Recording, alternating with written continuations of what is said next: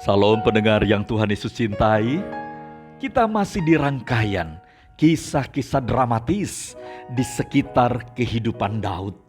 Ada berapa menyatakan, mungkinkah ini imbas dari kejatuhannya bersama Batseba, istri dari Uria yang dibunuhnya?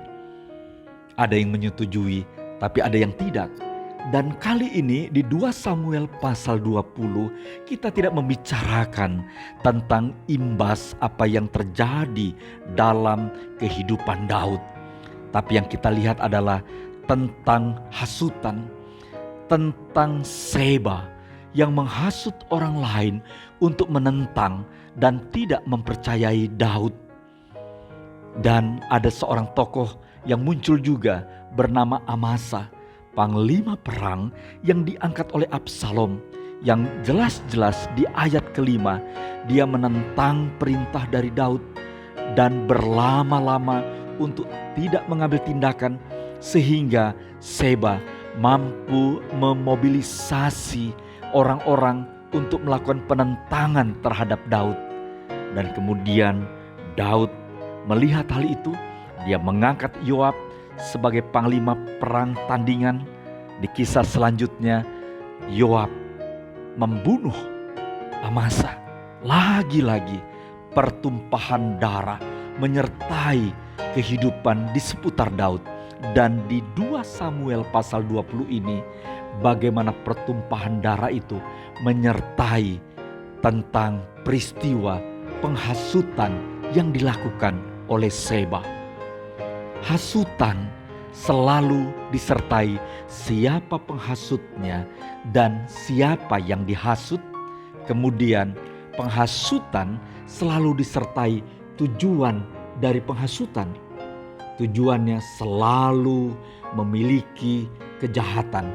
Selalu ada korban, selalu ada yang dikorbankan, selalu ada pemberontakan, selalu ada timbul sakit hati, selalu ada timbul di seputar penghasutan adalah kekecewaan, amarah, benci, iri menjadi satu.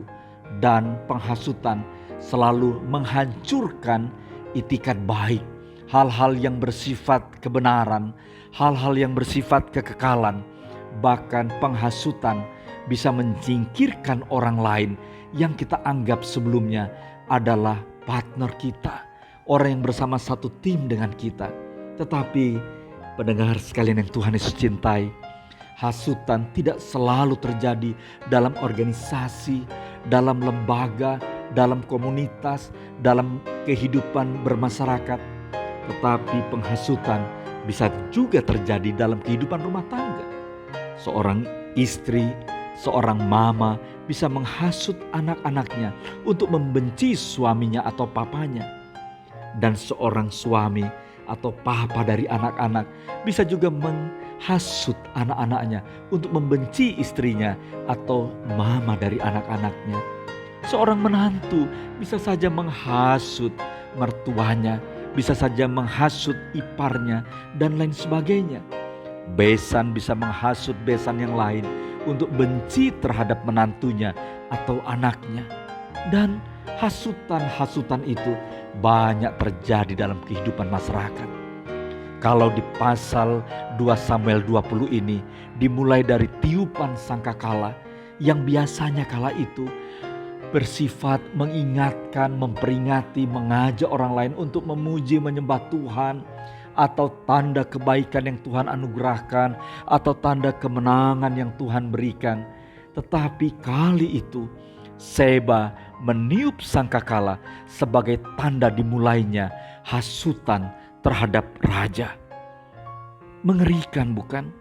Hasutan yang dilakukan oleh Seba dilakukan di depan publik. Dan hasutan memang selalu ada unsur untuk bersifat kejahatan. Kali itu dia merebut kekuasaan.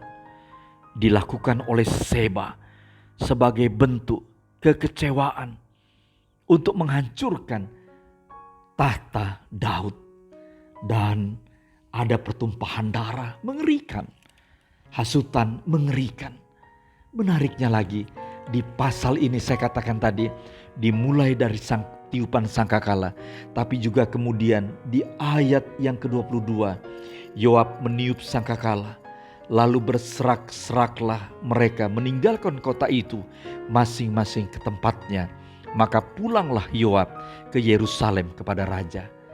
Pasal ini dimulai dari tiupan sangkakala untuk menghasut, sekaligus pasal ini diakhiri dengan tiupan sangkakala sebagai bentuk hasutan itu dikalahkan dengan kesetiaan, dengan hormat kepada orang yang diurapi oleh Allah.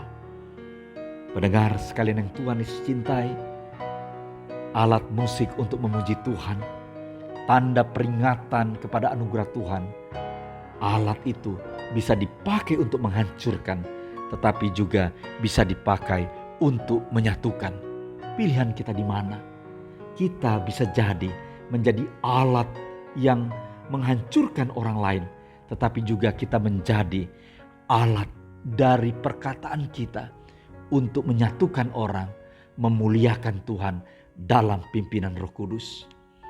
Saya tidak menafsir secara sembarangan, tetapi bisa jadi mulut, pikiran, dan hidup kita ini adalah sangkakala di tengah-tengah dunia ini. Apakah hidup kita sebagai tanda sangkakala untuk menghancurkan hidup orang lain di hadapan Tuhan? Ataukah hidup kita dalam terang pimpinan Roh Kudus adalah sangkakala yang dipakai untuk memuliakan Tuhan? Keputusan ada di tangan rekan-rekan pendengar sekalian. Tapi yang jelas, Tuhan menginginkan kita memilih yang benar di hadapannya. Izinkan saya berdoa. Demi nama Tuhan Yesus, pimpin kami dengan Roh Kudus-Mu, menjadikan hidup kami alat yang tepat di dalam tangan Tuhan. Kami tidak menjadi penghasut yang membawa kehancuran, tetapi kami menjadi penghasut untuk membawa orang dalam nilai kekekalan, menghasut mempengaruhi orang dalam terang Roh Kudus untuk mencintai anugerah Tuhan dan mencintai karya Tuhan dalam hidup kami. Jadikan kami sangkakala yang bukan dimulai tandanya penghancur bagi orang lain, tetapi kami menjadi sangkakala penyelesai masalah yang mendukakan hati Tuhan. Demi nama Tuhan Yesus kami berdoa. Amin.